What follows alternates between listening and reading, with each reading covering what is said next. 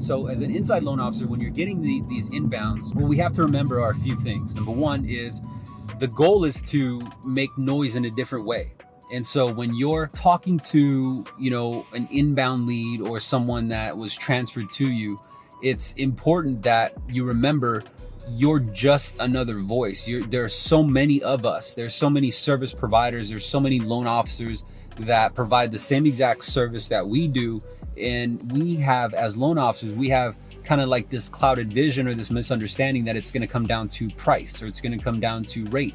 And that's just not the truth, because there are a lot of high cost lenders that are thriving right now. There's a lot of retail lenders that are thriving right now, even though their rates are much higher than your better mortgages. Those rates are sick. Like they're just the lowest rate. But how do you compete with those internet lenders, right? Especially if you have to compete with 4 or 5 different people, 4 or 5 different companies that may have lower rate and lower fees. And so the trick is you have to make noise in a different way. And you might be like, but D, what does that mean, make noise in a different way? I'm talking about paying attention to your tonality, your wordplay, the way you craft your message so that the engagement, the experience that prospect has with you is memorable. It's more impactful. And there's a few ways to do this, but you just have to think of it as you have to really listen with intent. You see, there's a lot of loan officers who take that advice, like listen with intent, meaning they're listening to sell. That's their intent. But when you listen with the intent to help or serve, your noise becomes different. You sound different from everyone else. And that is how you differentiate yourself. You don't differentiate yourself with price, rate, or fees, right? But besides understanding the concept of making noise in a different way to help differentiate yourself and help you stand out, we have to understand that we're in the market right now where we can cherry pick. What I mean by cherry pick is go ahead and tell Mr. Patel, who wants that 1.25 30-year fix with no fees, to kick rocks.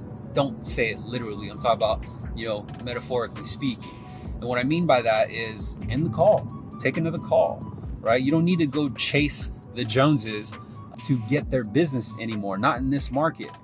Oddly enough, you're going to find your ability to generate more deals easier if you spend time with the individuals who respect you and who actually need your service, meaning that they have a need, a genuine need. And when I'm talking about a need, I'm not talking about the general need of like, I need a lower rate. What I'm talking about is people who need a lower rate because they need X, Y, and Z.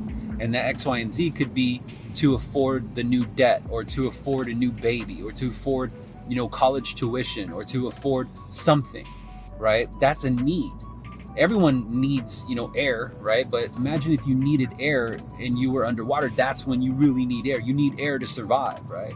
But nonetheless, people who are walking around right now, we need air, we need water. But there's certain type of states where you're going to need the air and water a little bit more. And those are the individuals that we're looking for. We're looking for people who have actually gratitude for our time. Because if we're spending a lot of time grinding Mr. Jones or Mr. Patel to do business with us, the amount of time that you're putting in spending with that person who doesn't respect your time, doesn't respect your service, you're missing out on opportunities working with individuals who do. And so we're coming from a market where we're very scarce, right? And so we're very stingy with our time and our leads, and we felt like we needed to close every single one. Well, we're in a market right now where we have so many different inquiries. That's just not the truth. So you could be selective with who you spend your time with, right? But it's just a matter of understanding how to juggle that and manage your time. So if you feel like you're stressed out, you're burnt out, you don't have enough time, really prioritize who you're spending your time with, because you only have so many hours in a day, and you don't want to sacrifice the time that you could have spent with someone willing to do business with you, chasing someone who would never do business with you. Get it?